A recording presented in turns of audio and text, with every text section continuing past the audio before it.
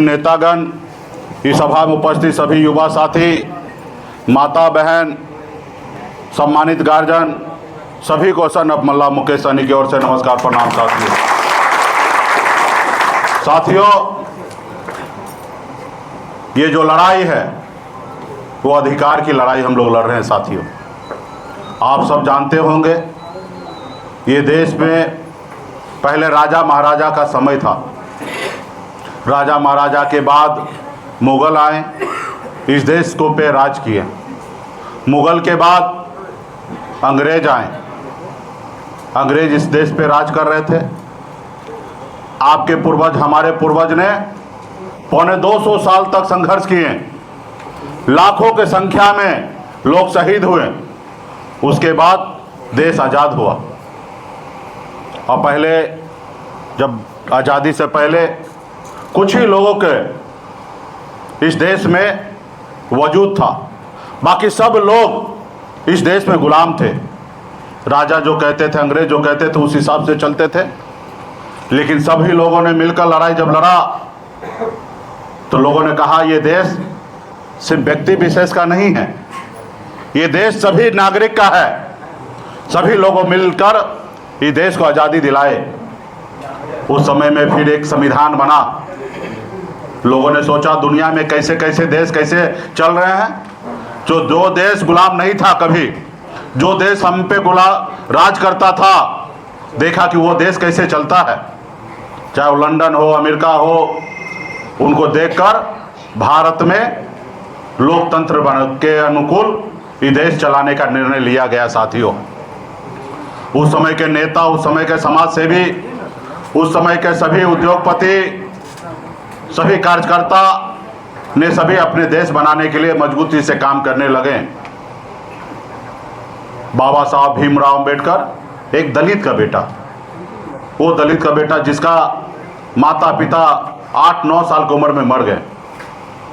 उन्होंने संघर्ष किया, लड़ाई लड़ा, पढ़ाई लिखाई किया, हिंदुस्तान से जाकर लंदन तक पढ़ाई किए। जब देश का संविधान बनाने का समय आया तो बाबा साहब भीमराव अंबेडकर को जवाबदेही दिया गया। और फिर उन्होंने संविधान में आपको एक अधिकार दिया, वो अधिकार वोट गिराने का है। बाबा साहब ने कहा कभी राजा का बेटा राजा नहीं बनेगा, अब इस देश का राजा वो बनेगा, राज्य का मुख्यमंत्री हो या देश का प्रधानमंत्री हो या वार्ड सदस्य क्यों ना हो, वो अपने वोट पे बनेगा, ना ही पैसे के दम पर, वो वोट के दम पे बनेगा। देश आज़ादी के बाद लोकतंत्र आया, सब लोग अपने वोट का अधिकार कर रहे थे, काम कर रहे थे। लेकिन उस बीच में भी जो लोग चालाक थे वो लोग अपने कुर्सी को मजबूती से पकड़ लिया और आपको चलने के लिए नहीं दे रहा था।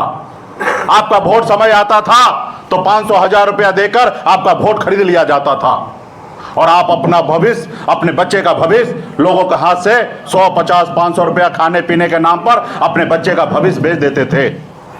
और देश में पहले जैसा राजा का रूल था आज़ादी से पहले, वैसे ही तरीके से देश चल रहा था। फिर हमारे देश में खास करके जो लोग परेशान थे वो लोगों ने लड़ाई लड़ने का सोचा, संघर्ष किया। बिहार में आदरणीय लालू प्रसाद यादव जी, उत्तर प्रदेश में मुलायम सिंह यादव जी, उत्तर प्रदेश में काशीराम जी, बिहार में स्वर्गीय रामविलास पासवान जी, और पूरे देश में खास करके नीचे समाज के लोग, SC, ST, OBC के लोगों ने देखा कि हमारे साथ अन्याय हो रहा है। और उस समय मजबूती से इमरजेंसी के समय में, 75 के समय में सभी लोगों ने अपने अपने गांव में अपने अपने लोगों के बीच में जाके आवाज़ को बुलंद किया। और उसका परिणाम क्या मिला? सत्ता परिवर्तन हुआ। बिहार में लालू प्रसाद यादव जी मुख्यमंत्री बने, उत्तर प्रदेश में मुलायम सिंह जी बने। ये सब सत्ता परिवर्तन हुआ और आप सबके सामने में जीता जागता उदाहरण है। आप कल्पना कीजिए अगर 90 के दशक में अगर लालू प्रसाद यादव जी अगर बिहार का मुख्यमंत्री नहीं होते तो क्या आज आपको कुर्सी में बैठने के लिए मिलता? नहीं मिलता। क्या आपको आवाज मिलता? नहीं मिलता। लोग आपको गुलाम बना के रखे थे। 15 साल तक मुख्यमंत्री बने लालू प्रसाद यादव जी। वो पैसे के दम पे नहीं बने, अपने लोगों को जागरूक किए, अपने लोगों को अपने अधिकार की बात किए। और जब उनके लोगों ने अपने अधिकार की बात सुना, समझा और लालू प्रसाद यादव जी को जब अपना नेता माना, तो बिहार में 15 साल बिहार का मुख्यमंत्री बने बेगर पैसे के दम पर। साथियों, आज भी जो लोग चालाक है, होशियार है, वो नहीं चाहता है कि गरीब, पिछड़ा, अति पिछड़ा, निषाद का बेटा या छोटे जाति के लोग अपने पैर पे खड़ा हो। वो चाहता है कि हमेशा ये अनपढ़ रहे ताकि हमारे खेत में जाके काम करे और हम बैठे बैठे हमको हमारे अनाज हमारे घर तक पहुंचाए। वो चाहता कि आप उनके खेत में काम करें। आपके दादाजी, पिताजी, सभी पूर्वज ने करते आया और वो चाहता कि आपके आने वाला पीढ़ी भी हजारों साल तक यही काम करना है। ये निर्णय आपको लेना है कि गुलामी की जंजीरों में बंधे रहना है कि सर उठा के जीना है। ये निर्णय आपको लेना है। आज पिछले 10 सालों से